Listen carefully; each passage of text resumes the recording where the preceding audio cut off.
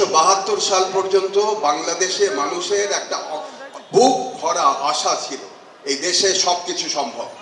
ধীরে ধীরে সেই আশা শেষ হয়ে গেল। 1975 সালে শেখ মুজিব নিহত হলেন। এই এক কষ্টের ইতিহাস।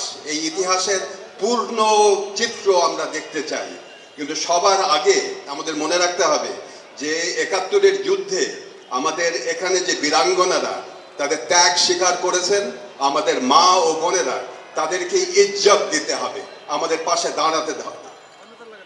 আমরা যেন একই সাথে 71-এর সকল শহীদদের প্রতি শ্রদ্ধা জানাতে পারি সকল সময়, যেমন আমরা এখন জানাচ্ছি বীরাঙ্গনাদের প্রতি এবং শহীদদের প্রতি।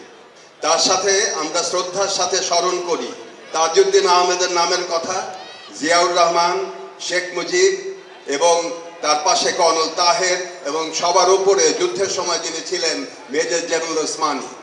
এরা ছিলেন বলেই আমাদের যুদ্ধ সম্ভব হয়েছে। এবং এই কথাটাই খুব শক্তভাবে বলা উচিত যে মুক্তিযুদ্ধ কোনো একক দলের ফসল নয়। আমি তার দেখেছি, আমি তার সাক্ষী। মুক্তিযুদ্ধে ছিল অগণিত মানুষের চেষ্টার ফসল। নেতৃত্বে কেবল আওয়ামী লীগ ছিল না, তার সাথে ছিল আমাদের দেশের বামপন্থী অনেক রাজনৈতিক দল।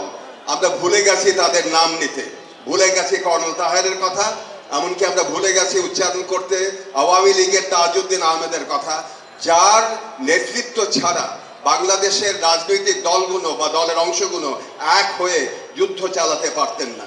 কাজে আমাদের এখন সময় হয়েছে পুরো 75 সাল পর্যন্ত ইতিহাসটাকে ভালো করে দেখা এবং দান্দিকভাবে দেখা প্রত্যেকটা মানুষের। শেখ মুজিব হন কিংবা আমাদের জেনারেল ওসমানী হন, তাজউদ্দিন হন কিংবা কর্নেল তাহের হন, আমাদের দেখা দরকার আছে বা বোঝার দরকার আছে যে 74 সালে এখানে একটা দুর্ভিক্ষ হয়েছিল। এমনকি আপনারা জানেন না যে আমাদের যে জাতীয় গ্রন্থাগার আছে এবং আর্কাইভ আছে, সেই আর্কাইভে 74 সালে দুর্ভিক্ষের যেই পত্রিকায় খবর ছাপা হয়েছিল, সেই পত্রিকাগুলো নিষিদ্ধ করা হয়েছিল জনগণ যাতে না দেখতে পারে।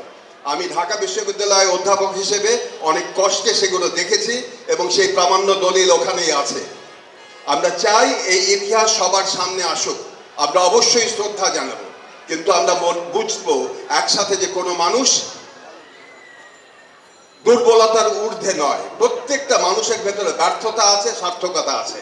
আমরা ওই ব্যর্থতা সার্থকতার মাঝেই সব মানুষকে শ্রদ্ধা জানাতে চাই। আমরা তাদেরকে বুকে টেনে নিতে চাই, আমাদের সকল অতীতের নেতাদেরকে। আমি একই সাথে বলতে চাচ্ছি এখানে বাংলাদেশ শিল্পকলা একাডেমি একেবারে জনবান্ধব এবং নমনীয়। আমরা এর আগে বলেছিলাম ডিসেম্বরের উৎসব, এটা আপনারা জনগণ চেয়েছেন এটা বিজয়ের উৎসব হতে।